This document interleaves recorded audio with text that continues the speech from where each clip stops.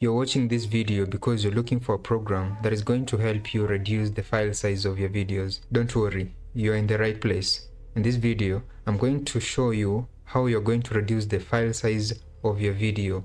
You are not going to look for any other program after this. Hello, my name is Manyura Queen and welcome to my YouTube channel. The program that I'm going to share with you today is called Handbrake.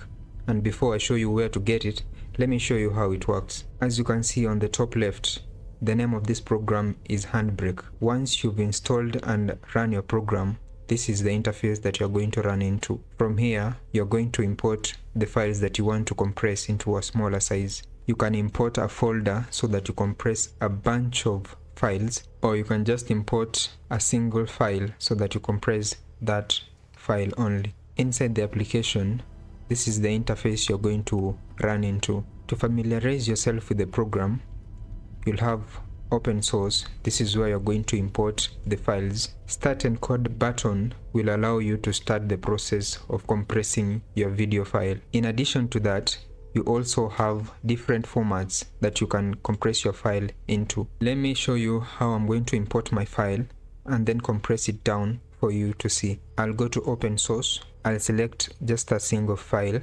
I have a bunch of files here, as you can see. This is 1.20 gigabytes and it's only 3 seconds long. So I'm going to import this file into the program.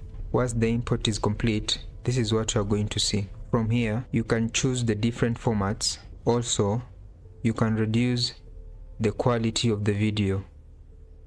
But because you don't want to tamper with the quality, you just have to leave it that way. Once everything is set to the way you want it, you can start the encode process. Just click on the button and leave everything to the program. At the bottom, you can see where your file will be saved to.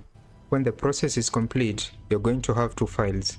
One, your original file, that is 1.2 gigabytes, and then you're going to have another file that is only 114 megabytes.